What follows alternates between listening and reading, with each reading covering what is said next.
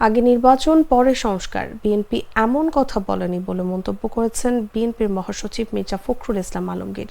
বলেন, এটা ভুল ব্যাখ্যা দিয়ে জনগণকে বিভ্রান্ত করা হচ্ছে।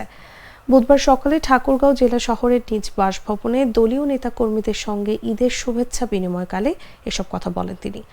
এ সময় বিএনপির মহাসচিব বলেন, নির্বাচন সুষ্ঠু করার লক্ষ্যে ন্যূনতম যে সংস্কার করা দরকার সেটা করতে হবে। বিএনপিকে টার্গেট করে অপপ্রচার চালানো হচ্ছে বলেও দাবি করেন মির্জা ফখরুল।